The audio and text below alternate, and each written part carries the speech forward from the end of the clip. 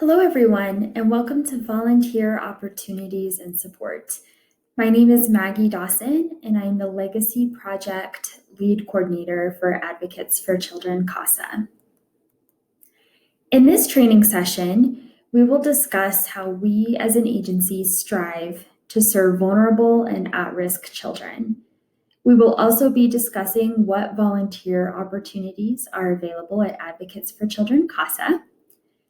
I am going to be talking about the importance of effective communication and how to establish trust and rapport with your assigned coordinator or peer coach. And finally, I'm going to be discussing what the roles of a coordinator and a peer coach are. Involvement with Advocates for Children CASA means that you are child-focused. Please remember that all of the children who are affiliated with our office came to our office for a reason. Regardless of which program they are participating in, our kids are our kids. Our volunteers and our staff have a commitment to serving families in various stages of system involvement. All of our volunteer roles are equally important.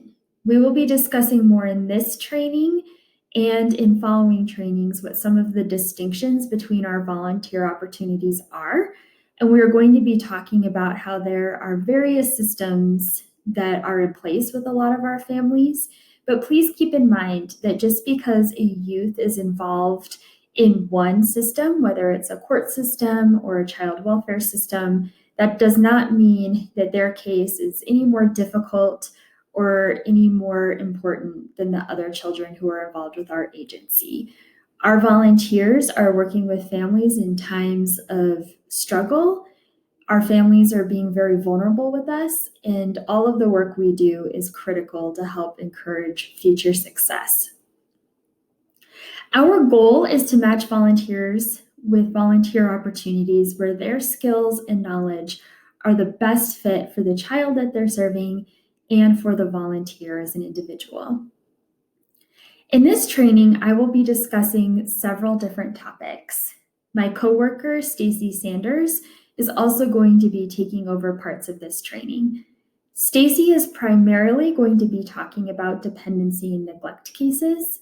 I will be talking about the Legacy Project, but just because one of us is talking does not mean that what we are saying is not applicable to other volunteer opportunities.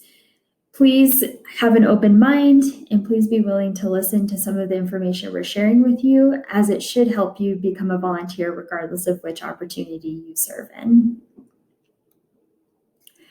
At Advocates for Children CASA, we are committed to providing what is called a continuum of services, meaning most of our cases do fall in the dependency and neglect CASA arena, but we have developed many other programs to help support the work that is needed to be done in our community on behalf of children and families. This graphic kind of gives you an idea of some of the different programs that we have.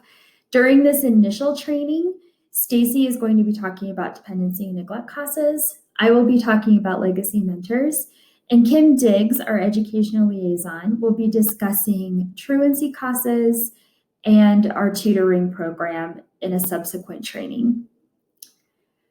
Along the continuum of services, we've divided up our programs along a spectrum. First of all, we have the preventative programs, which include our tutoring program and our truancy CASA program. Our core program, which is the program that has the most cases and the most volunteers, is our dependency and neglect CASA program. Most of you are probably somewhat familiar with that program, as it is very well known across the country.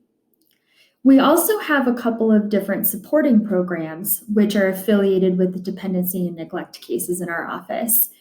We have our CASA Cares program, which is a transportation program that was developed in collaboration with the Arapahoe County Department of Human Services to help facilitate supervised parenting visits. And we have our peer coach program, which you will be learning more about at the end of this presentation. And finally, as part of our continuing services, we have our Legacy Project program that you will be learning about in another session. Our Legacy mentors serve in this program. Before you start learning more about the different volunteer roles that are available, we want to make sure that you have a better idea of what support is available for you as a volunteer. When you become a volunteer with us, partnership is going to begin with a call from a case coordinator or a peer coach. Regardless of which program you serve in, you will be assigned a staff member that will be a support person for you throughout the duration of your case. We'll talk a little bit more about what that support looks like, but please know that you will not be alone during your volunteer service with Advocates for Children CASA. As we begin talking about your role and the role of a coordinator and peer coach, I want to emphasize that communication matters. In order to effectively advocate for the children and youth that we serve, we need to establish trust and rapport. And a critical component of that trust and rapport is going to come through how you communicate with all the parties on your case. Effectively articulating a point of view is going to enable you to be a stronger advocate for the needs that your child has. We encourage you to be an active listener, both to the other parties on your case, as well as to the child that you serve, and even from your coordinator, because we want to be able to give you some advice on how you can navigate this system. We encourage you to communicate respect for different perspectives, values, and to seek input from others. And we also want to be alongside of you as you work collaboratively and try to manage conflict effectively. What should be communicated? We will be talking about this in more detail later on as we cover important aspects of volunteer work with our office, including confidentiality. But we want to be able to start laying a foundation now to give you an idea of what your role looks like and what you will need to discuss with your coordinator or peer coach. As a volunteer, you will be the one spending the most time with either your CASA or your Legacy youth. So you are going to have information and you are going to have insights that the rest of the professionals and that your coordinator or peer coach is just not going to have. Since you are going to be the one with the most regular contact, you should make sure to enter all the documentation that we ask of you. Specifically, we will be talking to you about Optima, which is our internal database. And in that database, you will need to write what are called contact logs, which will document all of the communication that you have with professionals, with your coordinator, or with your youth. Please make sure to stay on top of your contact logs and to write them as soon as possible after each communication or visit that you have on your case. You can include information on how the child is doing, what you did on the visit, any observations that you may have made during your time together. You can share information about how you see that child interacting with their placement provider, and you can also discuss how the child responded to various situations that you encountered during your visits. We also encourage you to communicate regularly with your coordinator or your peer coach by phone, text, or email. We usually shoot for communicating at least once a month, but we would love to hear from you more. If you have stories that you would like to share or questions that you need answered, please reach out to us. Our primary role here is to be a support to you, and sometimes we don't know how to best do that unless we're hearing from you and receiving your feedback. So please don't hesitate to reach out to us. Finally, I want to iterate that there are no such thing as silly questions. We want to hear from you so that we can support you as you support your kids. We don't expect for you to have all the answers on how to navigate situations. And truthfully, we might not have all the answers on how to navigate certain situations. But we are here for you to be a support. We're going to problem solve with you. And if we don't know how to address a certain issue, we will work with you to find the answers so that we can know how to best advocate for these kids. Please remember that your coordinator's role is to support you and to help you problem solve.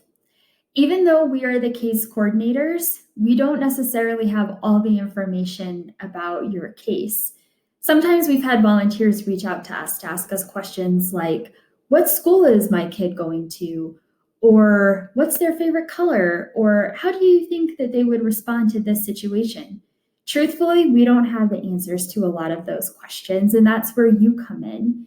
Your role is to ask some of those important questions about school, about where the child is living, and how they're doing so that your coordinator can then walk alongside of you and use that information to find better ways to advocate or identify resources and support that would be beneficial for that child. So to give you a quick overview on what a dependency and neglect case coordinator's role is and what my role is as a legacy coordinator, case coordinators can manage up to 32 cases. We want you to know that because it's helpful to get a little bit of context. Our case coordinators manage dozens of cases, and so sometimes they might not respond to you immediately, but please be patient because we will reach out to you as soon as possible to help support you. Keep in mind as well that on some cases, we might have more than one CASA. If there are children who are living in separate placements, sometimes we'll assign a CASA to one set of siblings and then to another.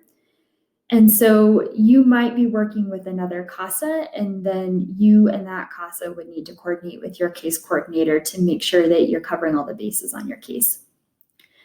Our case coordinators attend court regularly. If you are attending a hearing for one of your cases, please know that one of our staff members is always going to be present taking notes. The coordinator who is in court might not necessarily be your case coordinator, but one of our staff members will be there in case any issues arise, and you're always welcome to ask another coordinator for help when you're getting ready to go on the record for one of your cases. Case coordinators will prepare all of the legal documents that are affiliated with your case, and they will update Optima, our database, and all of the documentation for your case will be housed there, and you can refer back to it at any time. Case coordinators will help you problem solve as a volunteer and also work with the professionals on your case to make sure that everything possible is being done for that child or children. We receive a lot of questions on what court reports look like. We will have a training specific to writing reports that you will participate in later, but please know that we do not expect you to write a perfect court report the first time. Your case coordinator will walk you through what needs to be included in that court report and will help you with all of the edits so that we can submit to the judge and the other parties on the case a solid report that really clearly outlines what considerations need to be made for that child. And finally, we like to include this, it's a little tongue-in-cheek, but we do work hard to provide quality training for all of our volunteers. And throughout the year, we will also share information with you about continuing education opportunities that will hopefully benefit you as you move throughout the life of your case.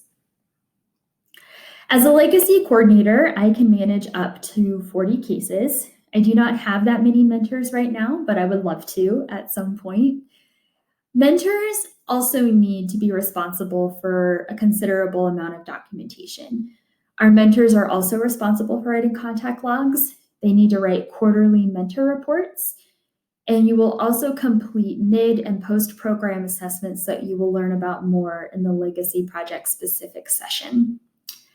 Mentors also work with youth to develop an individual learning plan, which is a document that's used for identifying and setting goals that the youth and mentor can work on throughout their mentoring year.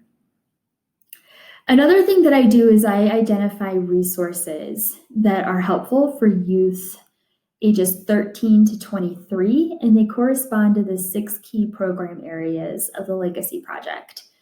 If you become a dependency, neglect, or a truancy CASA that's working with a teen, please know that you are also welcome to reach out to me at any time if there are some resources or support that you need, and I'll be happy to share with you any information that I have to help you navigate the work that you're doing with that age group. I also plan agency-wide events for all of our young people. So if you are a CASA assigned to a teen, please know that you might very well receive an email from me at some point inviting you and your youth to participate in a legacy event, and participation and attendance is highly encouraged. And finally, as I mentioned before, one of the things that we try to do is identify continuing education opportunities for our volunteers.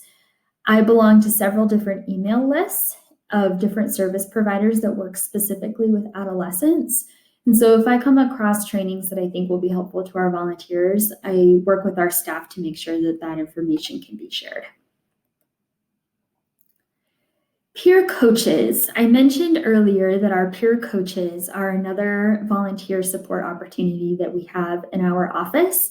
And there's a good chance that you as a new volunteer may be assigned to work with a peer coach. So we thought it would be helpful if you had a better idea of who these people are and the important role that they play.